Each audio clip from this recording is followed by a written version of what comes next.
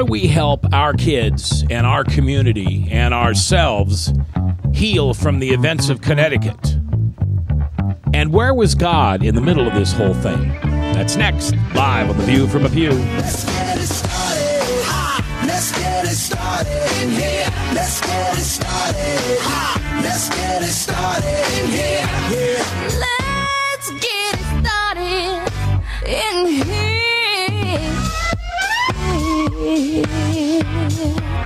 Welcome to The View from a Pew, a conversation among Christians who are out to grow their faith by asking the simple questions, the tough questions, and the stuff you really wish your pastor would talk about. Come on now, let's reason together. It's your voice we want to hear. The phone lines are open, so join the conversation. Call 855-244-0077. That's 855-244-0077. Now, here's your host, J. Michael McCoy. Okay, welcome back. It is 4 minutes after the hour on a day that this entire country is starting to take a deep breath.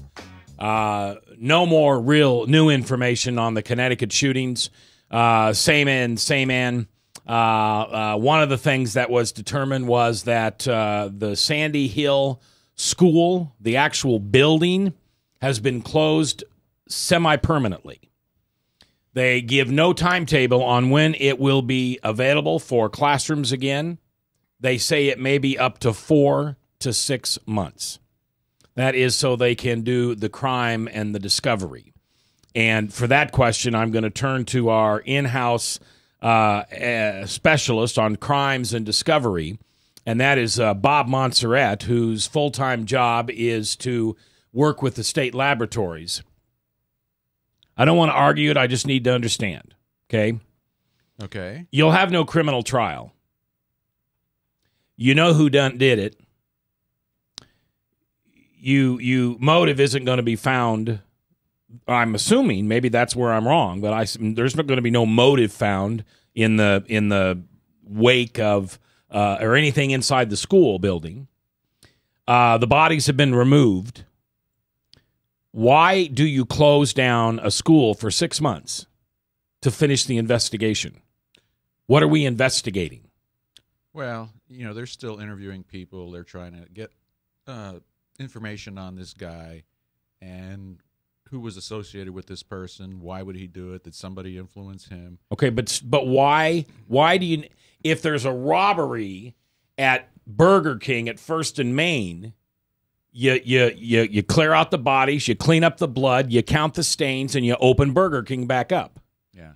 Well, my opinion is it's a psychological issue. It's a good excuse to keep the school closed. People will not want to go back to that school for a long time. So it's more for the people that must go back in there. It would be pretty traumatizing. And my guess is that they're going to remodel that whole place so it looks totally different. Yeah. So that it doesn't look like the same place, to bring back memories. That's a good answer. I agree with that. Because the other way down the line, I don't get. Whoever the head of the state patrol is, he's doing an excellent job with the news conferences. He's really controlling this situation, and I like what he's doing. So I feel like he's a sense of a reasonable, not a pushing paper politician.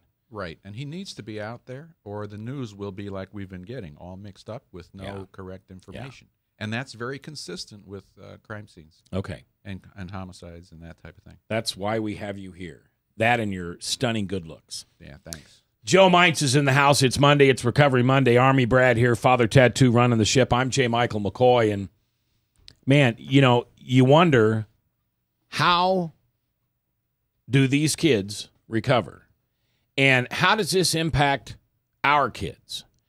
And I want to go a step farther down the line and ask. We won't answer this one first. We'll answer this one last. The sobriety of that community just got challenged. Yeah. Because if I'm dad and I'm suffering or I'm making it through suffering from alcoholism or a drug habit or pornography, my will to live just got shortened out the door, and mostly just out the door. So you're an interventionist. By the way, he's with St. Gregory's Recovery Center. If you were called into that community and all the dependent, what am I trying to say? People who are in recovery. Yeah. You have a meeting with them. What do you say to them? Well, the big issue is, first of all, as far as those families that have lost their children and lost their loved ones, you got me.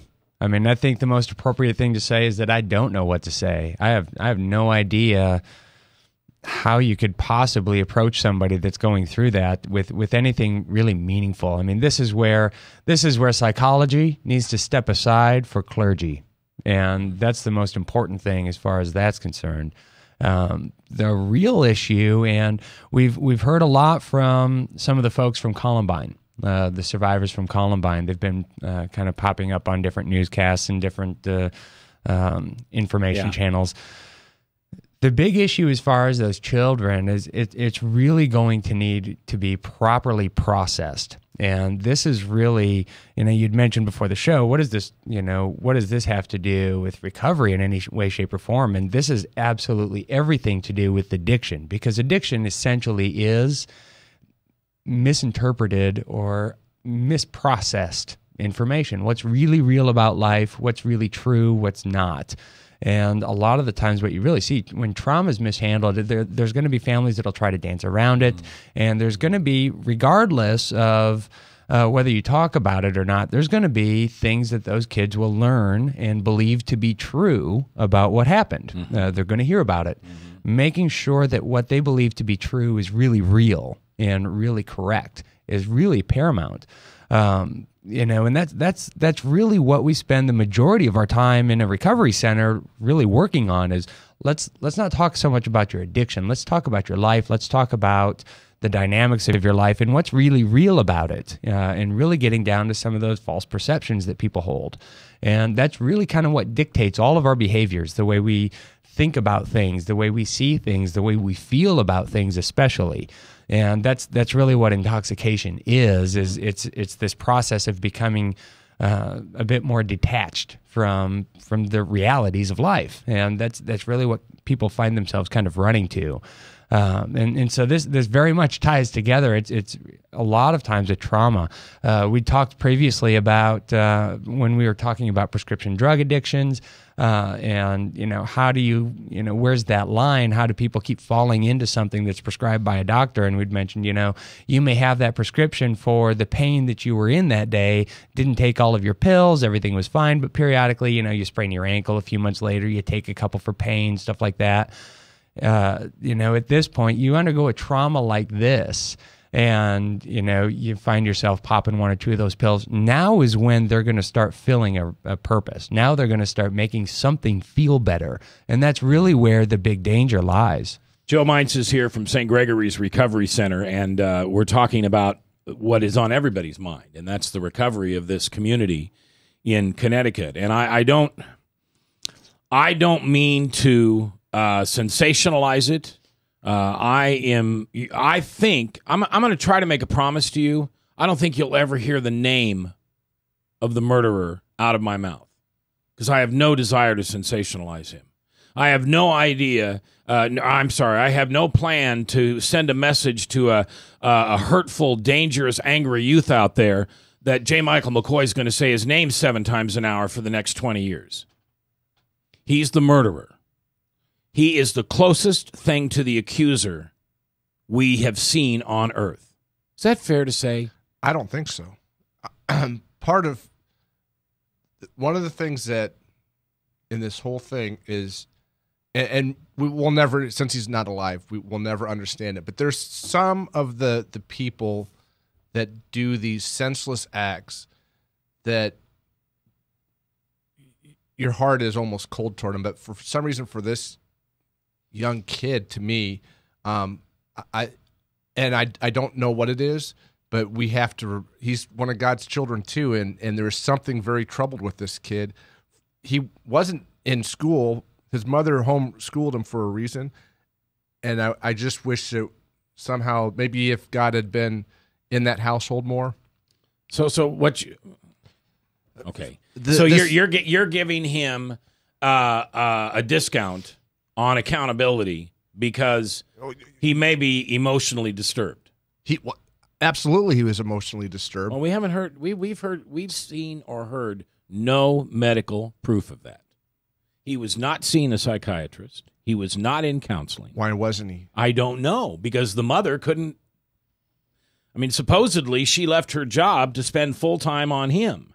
But let's leave the door to that rabbit trail closed for just a second. Obviously, a conversation about the mental health of this young man will become the prevalent part of the conversation at some point. Hopefully. Yeah, if in fact he was emotionally disturbed. But in dealing with these kids and the family, here's the scary thing that goes through my mind.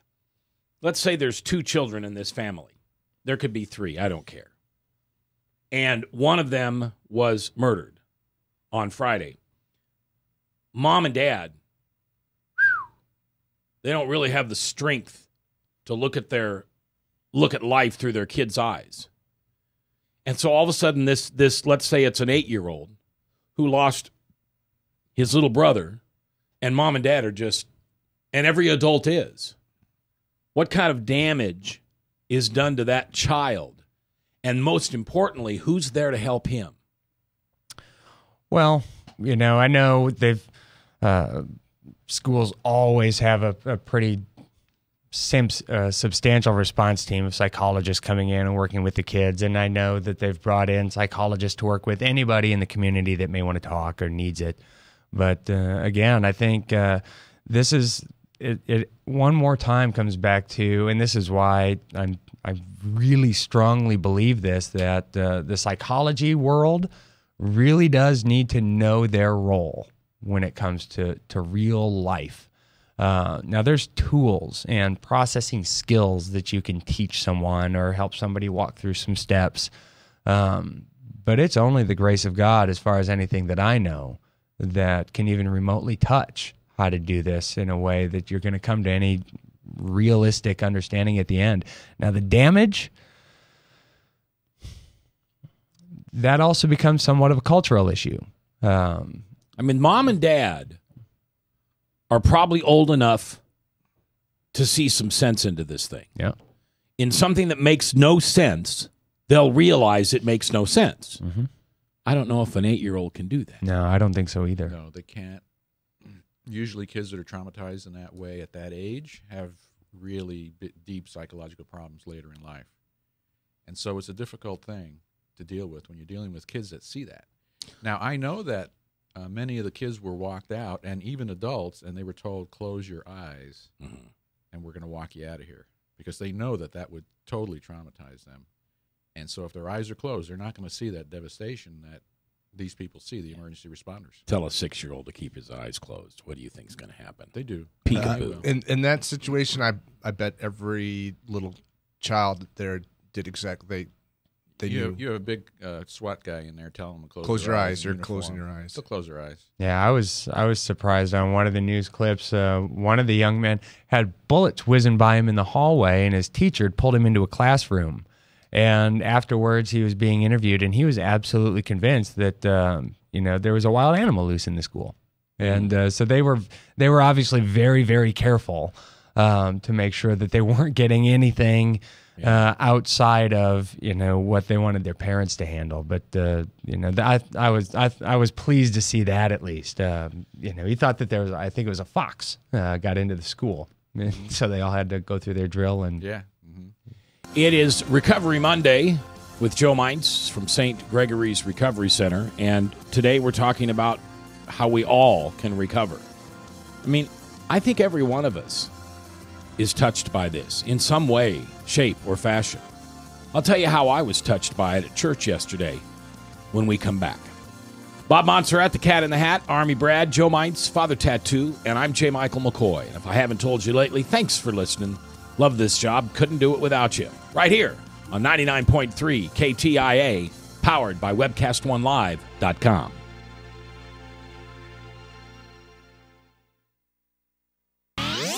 From the RE/MAX Real Estate Concept Studios, this is Webcast One Live. I'm Brian Leach, owner and general manager of Service Legends. I brought along a couple of the home comfort heroes. Hi, I'm Tammy Wells. I am Nick Wondershot. I'm administrative manager I'm the senior technician from Service Legends. It seems like every good thing, when you feel it to the bone that it's good, there's a lot of hard work put behind it. I don't think that you can fake it and have it turn out good. You know, if we seem like, okay, that's just weird, it's just a furnace, why would you believe so deeply in a furnace? It's not just that, you know, we want to show the world that you can have good service. Yeah, I mean, it's got to be, it's your home.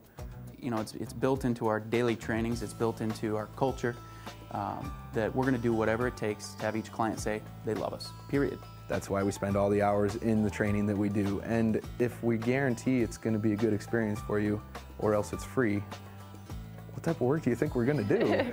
There is a guarantee. Temperature selection guarantee, fixed right or it's free guarantee, comfort guarantee, best value guarantee. All of these guarantees hold us accountable to ensuring that we exceed your expectations. And if for whatever reason we'd fail and we can't make it right, we guarantee all of those guarantees with a 100% money back guarantee.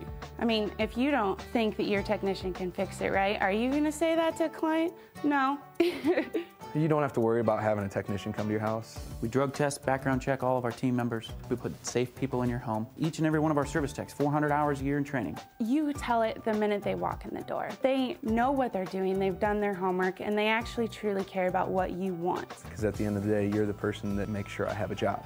They're gonna be listening. They're gonna wanna know what your challenges are. Then they're gonna come and give you options, and you get to choose. If I'm there to help and I make it easy and painless, I did my job right that day.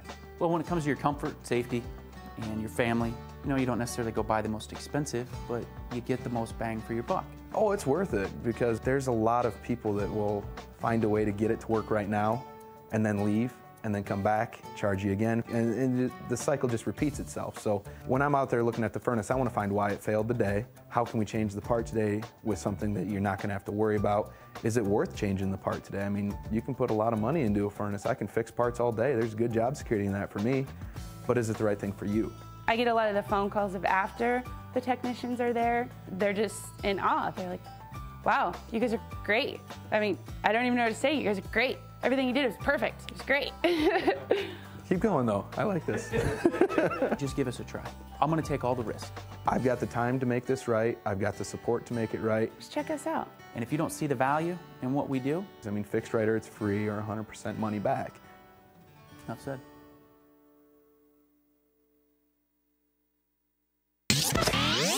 From the RE/MAX Real Estate Concept Studios, this is Webcast One Live.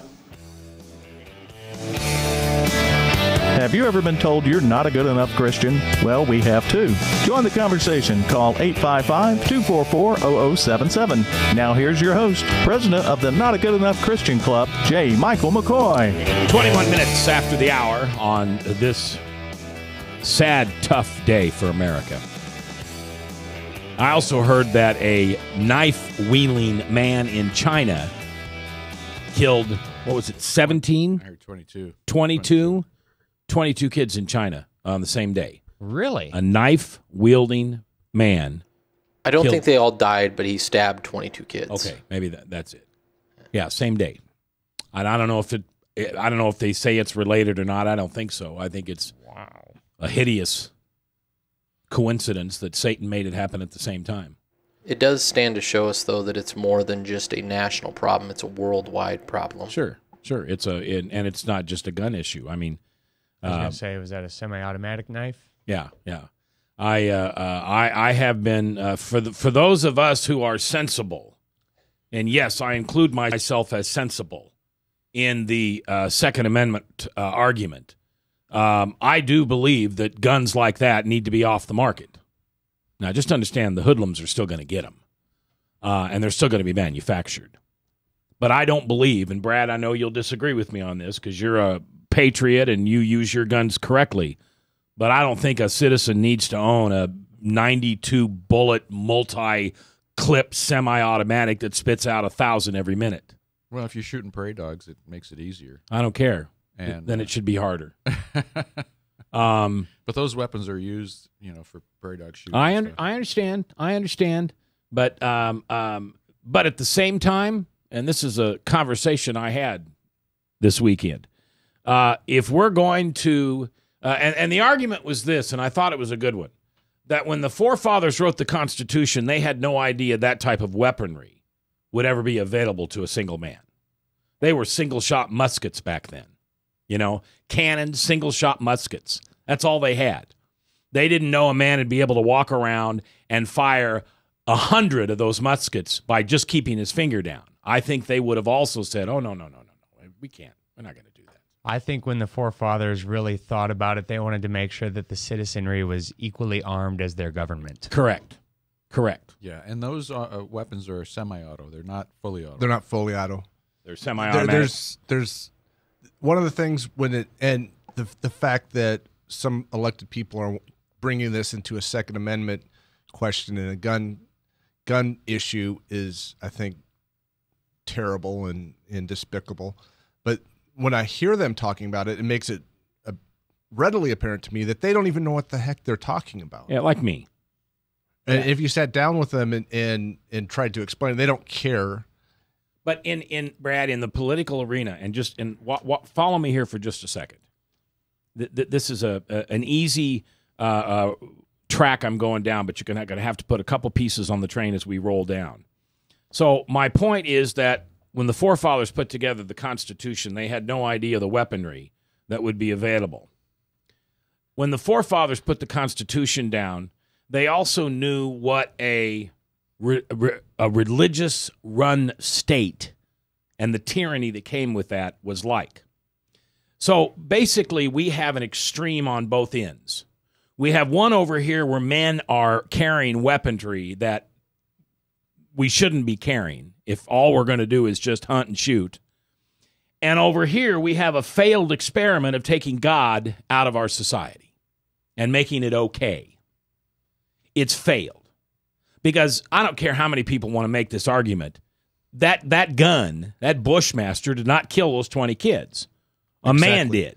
And the Second Amendment was put in to protect the First Amendment and the rest of the Constitution from a government that has grown out of control, spends too much money, that wants to take away if you take away the Second Amendment, then the First Amendment is teetering and ready to be taken out. Right. Because then the government can do whatever it wants and the citizens can't. Right. So if we're going to say, we're going to limit our army to go back to 1793 and we're going to only use muskets, and we hope that the Iranians and everybody else is willing to go back and only use muskets. Now, you're being ridiculous because I didn't say anything about the Army. I know. But here's the question. As long as the Army has firearms that the citizens would not be able to defend themselves against, it's to defend ourselves against a government that has taken over and usurped its power.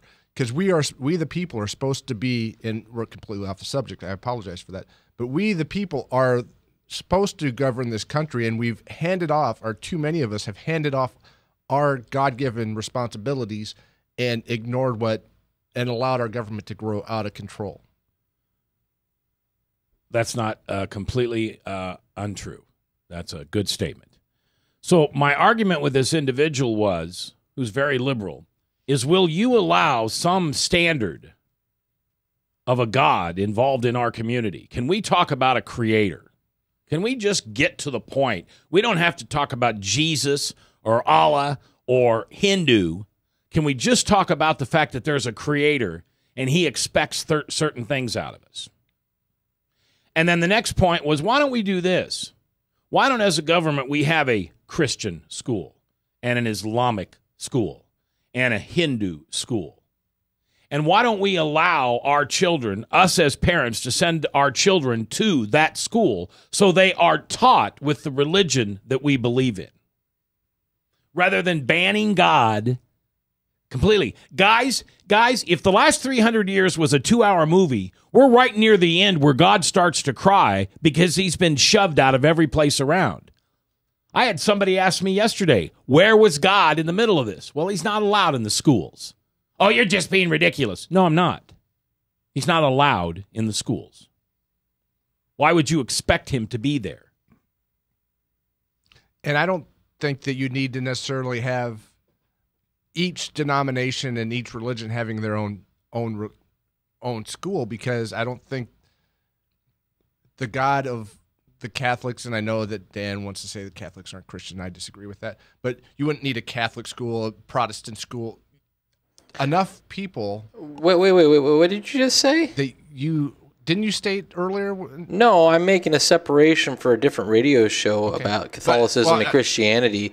It's Orthodox Christianity and Catholicism are two different things. It's as simple as that. I didn't label one of them not Christian.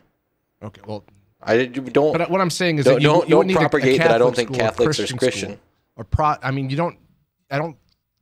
I don't believe that you would need to do that as long as we had a higher power that had standards that thou shalt not murder, that follows the Ten Commandments. If you take those basic principles out of our schools, out of our societies, then you have disasters like what happened Friday.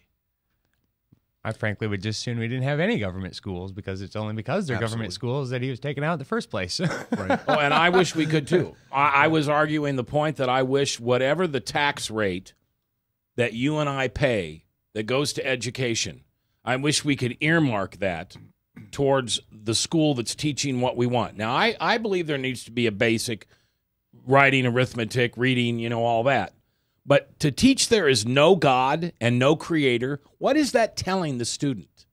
There's no hope. If one of these that 8-year-old boy that I spoke of, if he's being raised in a Christian family, he can make some sense of this. He can understand that God is sovereign and that your little brother is in a better place and that evil exists where God can't. Mm-hmm.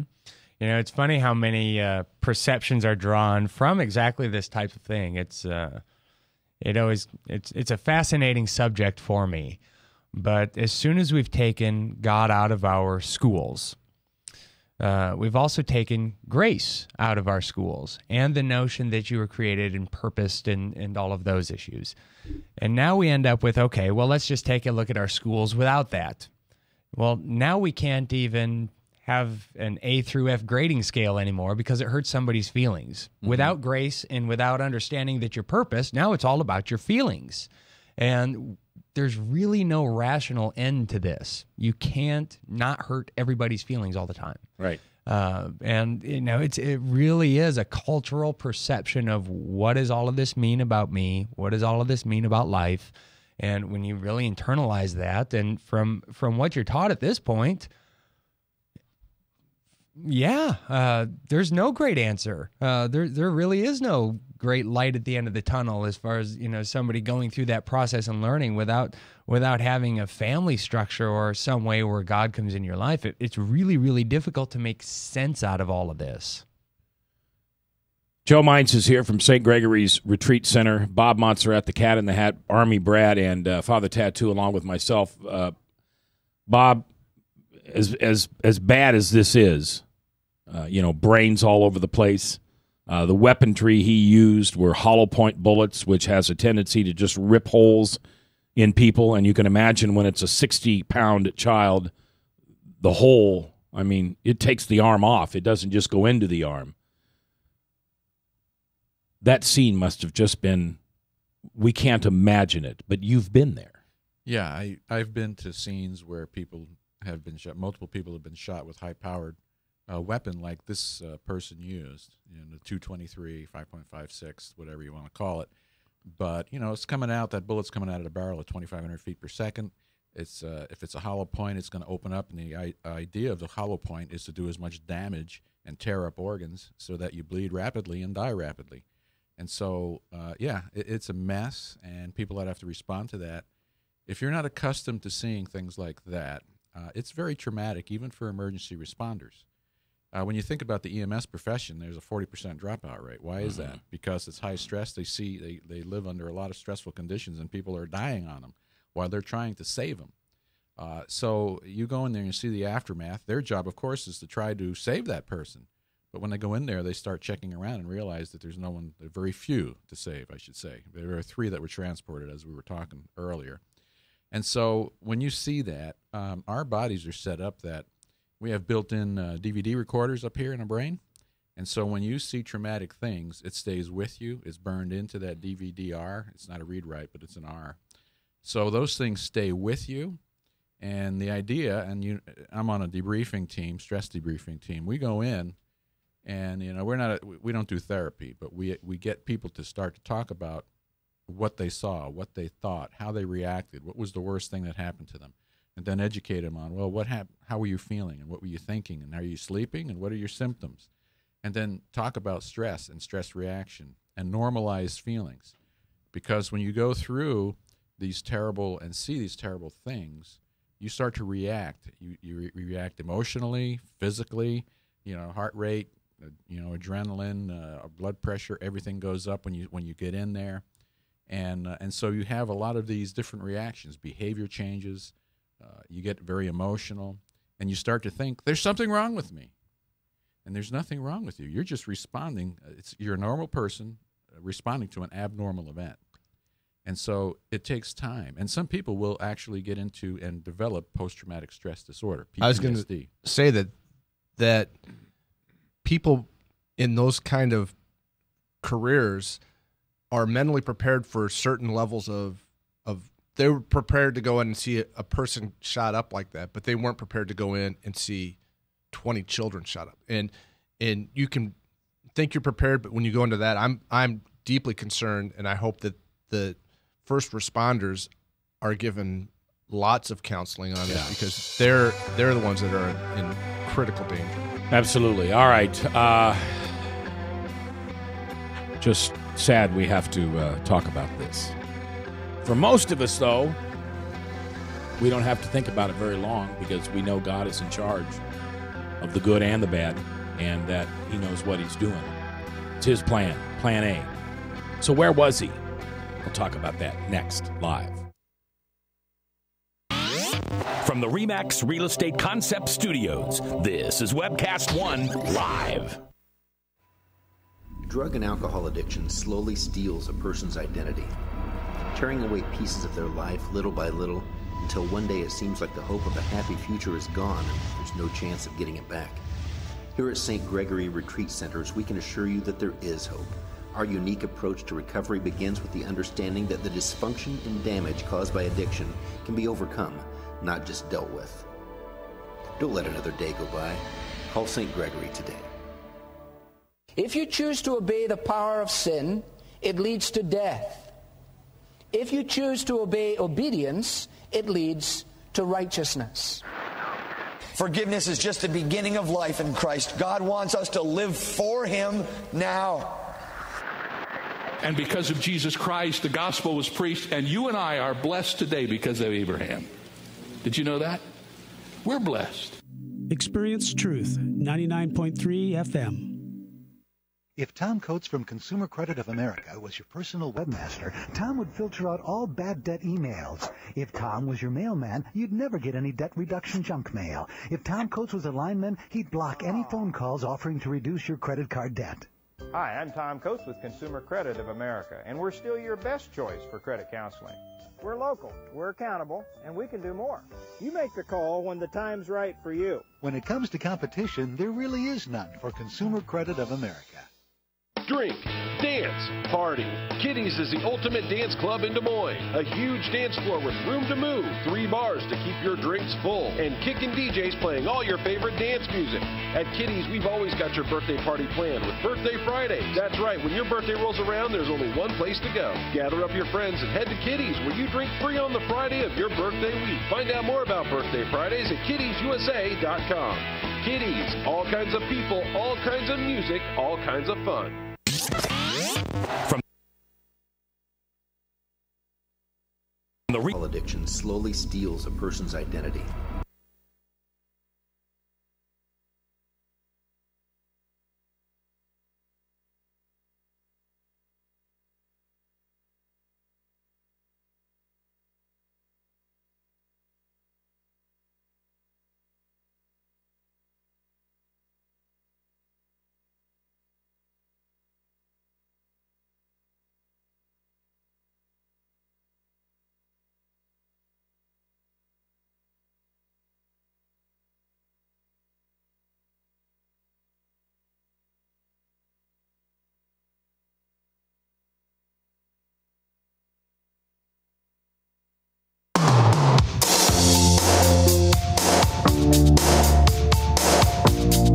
if you sit in the back pew or the front pew. It's your voice we want to hear. The phone lines are open, so call 855-244-0077. Now, here's J. Michael McCoy. 22 before the top, and the Salem Radio Network News, and then True Blue with Pastor Michael Mudloff coming up at 4 o'clock. Bob Montserrat, the Cat in the Hat, watching the chat. What's the chat doing today? Are they arguing amongst themselves? Yeah, they are, talking about bad things, people doing bad things, Christianity, not being Christian, talking about evil. The chat, by the way, is at theviewfromupu.com. You can join in, no cost, no registration. Well, I think you have to register, but but it's easy. Yeah, it's easy to do. And our rules are no profanity and no hate speech. So otherwise, go at it. Army Brad is in the house. Father Tattoo producing the program today, and Joe Mites from St. Gregory's Recovery Center, and we're talking about the needs that so many people are going to have around this Connecticut shooting. That we haven't seen the worst things yet. No. That we've been described the worst things. What Bob just said to us describes the worst thing, but we haven't seen a casket that's only 36 inches long. We haven't seen a grieving mother who can't breathe. She's sobbing so hard. In fact, she can't even sob anymore. I remember when my niece, I don't know why this memory just came back to me, but it did. I remember when my niece was killed in a car accident when she was 16 years old. And the mother, her mother, would sit silently like a rag doll, and then all of a sudden she'd just call out her name, "Where are you, my baby?" and start to sob, and then it was like you took the battery out of her. And she'd just fall back in her husband's arms. And then just for no reason at all, she would do, and that was the whole service. So I'm sitting there as the uncle, trying to grieve myself. I'm trying to comfort her cousins, my kids, and you've got this out-of-control grieving mother who has every right to do what she's doing. We haven't seen one funeral yet. There's going to be, 27 of them? They had 2 today. Yeah. They did already? They just had 2. They're actually, there's one boy that reminds me of my kids, and they buried him today, and it was 2 boys they buried today, so very sad. That was when it really struck home for me, is when you think those kids are going in the ground in a couple hours. Yeah. And that really shook me. And something I heard from the Dr. Bodden, is that the famous? Yeah. All right. Bodden. He said, you don't understand, with this type of crime, even though we know who the shooter is and all that, they have to remove every bullet from the bodies because that's evidence. Well, it's evidence you want to make sure that it all came from that weapon and nothing else. Right. If somebody else was a part of it. So you have to put all the pieces together and do the matches to the weapons that were available there. Now, Bob, do they not also do that to kind of study this so that if they have other instances, they have all the information in front of them about this one? To make sure it doesn't happen again. For prevention and psychology and crime scene detection and stuff like that? No, I can't see any advantage of that. I mean, we have a lot of history of what these weapons can do. The idea is forensically to make sure all the pieces fit together. So you have to go through all of that and make sure that bullet came from that weapon and nobody else's weapon. Or if an officer went in there and there was a stray shot that killed a kid, that officer killed a kid. You see what I'm saying? It didn't happen, but you have to cover every base on it. And so every bullet would be recovered.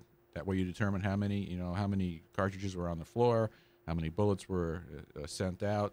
Is all that together? Do we have all the pieces to this puzzle? So you're putting it back together like you reconstruct a plane that crashes. Yeah, one of the things the state patrolman guy says is we're starting at the present and going backwards.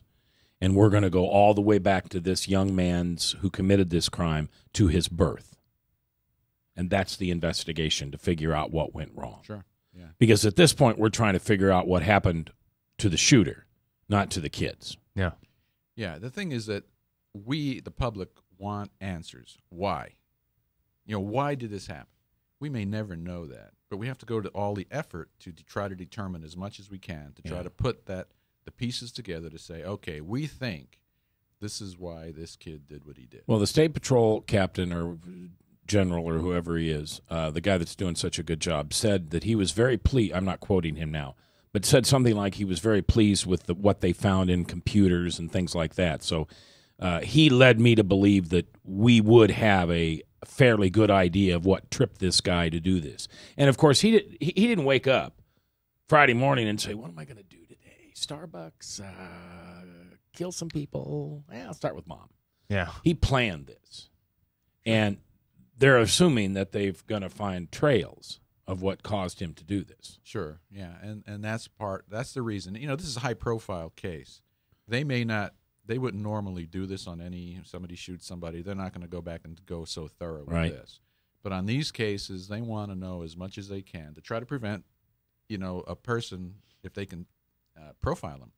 Okay, this person is likely to go out there and kill him because they have all these patterns that are consistent with these mass murderers that we've studied. And so that's the reason there, not as far as trajectories or anything. We're going to do trajectories. I mean, not we, but we normally do. Where was that person standing when he shot? And you can go back and you can draw these lines to see where he was here, he was here, he was here. You can put that whole scene back together and show where he was, where he shot from, who he shot, who had the bullets in him, so you can reconstruct that whole thing, exactly what he did.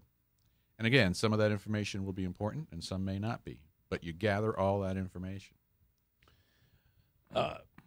Recovery Monday with Joe Meitz and St. Gregory's here on this day. I'm not a guy who puts a lot of other people's posters and stuff like that up on the Facebook. I try to make mine original, but I stole this one. And I thought it made a lot of sense. If a madman wants to kill innocent people, he will find a way. Killers don't need guns to kill people. Timothy McVeigh used fertilizer. 9/11 terrorists used box cutters and planes. And the Nazis used cyanide gas. Taking guns from innocent people will not protect innocent people. The problem is not guns. It's a godless society. Yep. Are we going to see a spiritual awakening in this country?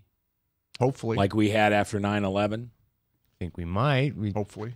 Probably, certainly in that community, that's pretty according to normal process.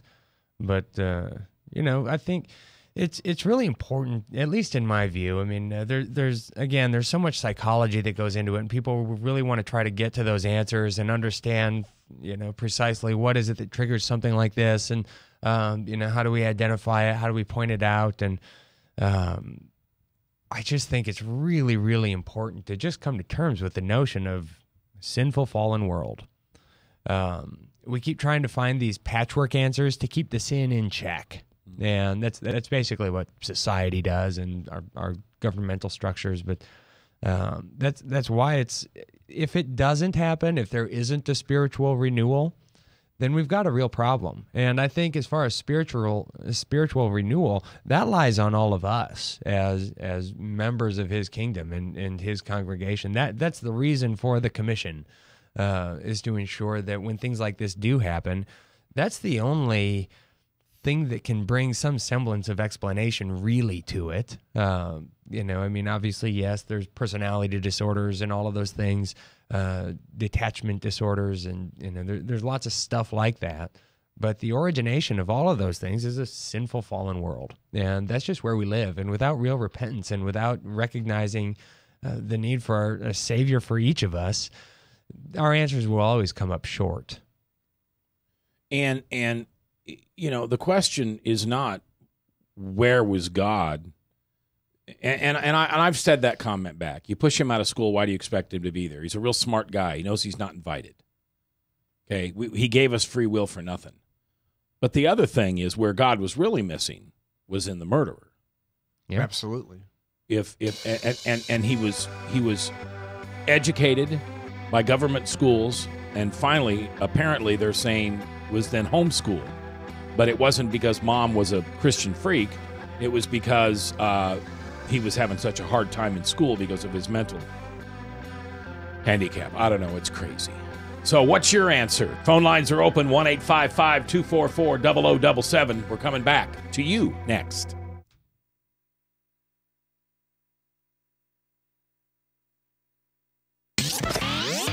From the RE/MAX Real Estate Concept Studios, this is Webcast One Live.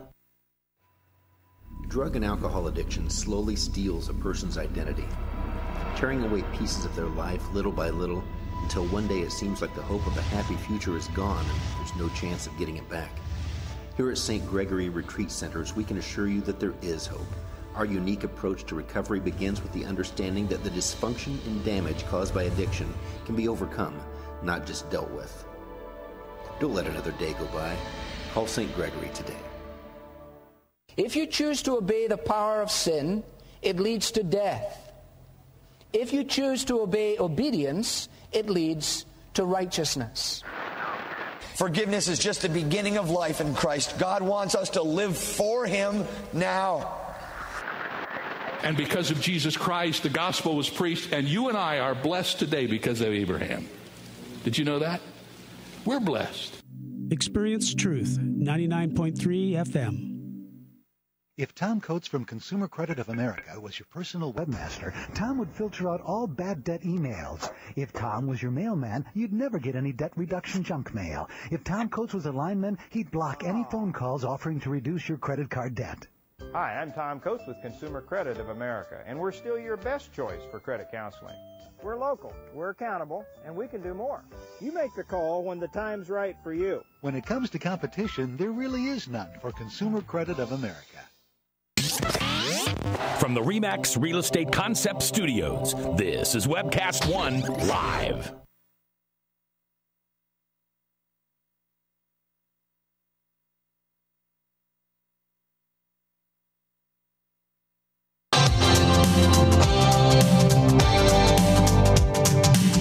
We're the ones in the pew, not pulpit. Come on now, let's reason together. The phone lines are open, so call 855-244-0077. Now, here's J. Michael McCoy. All right, 3:50, 10 before the top. Salem Radio Network News is on at that point, and then 4:03 this afternoon, it is the incredible Pastor Michael Mudloff and True Blue. Joe Mines is here from St. Gregory's Retreat Center. Bob Montserrat, the Cat in the Hat, Army Brad, and, of course, Father Tattoo. I'm J. Michael McCoy. Phone lines are open if you'd like to give your comment. Phone lines are always open. Shouldn't say that because they're always open. Phone lines are closed today. No, they're never closed. You just don't have a habit of calling in very often, and that's okay. It is your voice I want to hear, but I understand that you really listen to be informed and made to think. Maybe a little entertainment here and there today. Sorry today wasn't probably very entertaining. You know, sometimes we got to talk about the tough stuff. We can't just talk about whipped cream and butterscotch, which is my favorite kind of cookie. That's the only reason I said that. I made some good fudge over the weekend. Thanks for bringing some in. Well, you know, that's the problem with fudge is you eat it all when you make it. Okay. But where was God? I want to poll the room.